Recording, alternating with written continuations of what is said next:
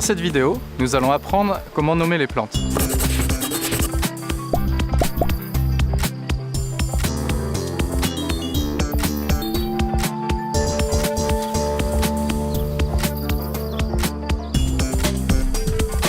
Toutes les espèces de plantes ont un nom. En réalité, toutes les espèces de plantes ont plusieurs noms. Vous avez le nom latin, scientifique, et vous avez de nombreux noms communs qui sont utilisés par tous et qui vont dépendre des cultures et des différents pays dans lesquels on se trouve. Voici un noisetier. Vous pouvez le reconnaître très facilement à sa feuille arrondie, pointue à son bout, et ses dents régulières le long de la feuille. Son nom latin est Corylus avellana. Vous l'aurez remarqué, le nom scientifique de cette espèce est composé de deux mots. Le nom de genre, Corylus, et avellana, son adjectif. D'après vous, dans Corylus avellana, le nom d'espèce c'est quoi exactement? C'est bien Corylus avellana et non avellana comme on le pense souvent. En botanique, la règle est d'utiliser toujours les deux mots, le nom de genre et son adjectif. Cette convention date de 1753 et a été inventée par Charles Linné, un botaniste suédois. En fait, toutes les espèces, vivantes et même les fossiles, ont un nom latin qui suit exactement le même système.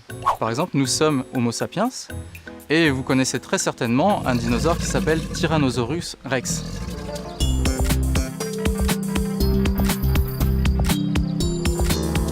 Il y a aussi des règles pour écrire les noms latins correctement. Le nom de genre prend toujours une majuscule. Quant à l'adjectif, lui, il prend toujours une minuscule. Il ne sert donc à rien d'écrire les deux noms avec une majuscule ou les deux noms avec une minuscule. Une seconde règle est qu'il faut toujours écrire ces noms en italique.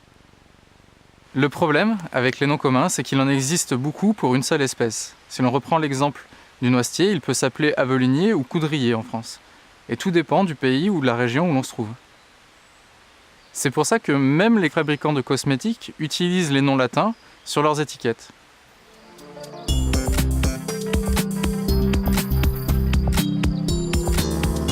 Nous avons vu comment nommer les espèces. Désormais, nous allons voir comment les regrouper en différentes catégories. Par exemple, le genre permet de regrouper plusieurs espèces ou une seule. Si l'on prend l'exemple du genre Ficus, il peut regrouper plus de 800 espèces. Au-dessus des genres, il y a les familles. Les familles sont une catégorie très pratique en botanique pour reconnaître les plantes. Si l'on reprend l'exemple du noisetier, il appartient à la famille des Betulacées. Et à l'intérieur de cette famille, on peut retrouver par exemple le charme ou le bouleau. Tous les noms des familles se terminent par acé. Contrairement aux noms de genre et d'espèce, le nom de famille ne s'écrit pas en italique.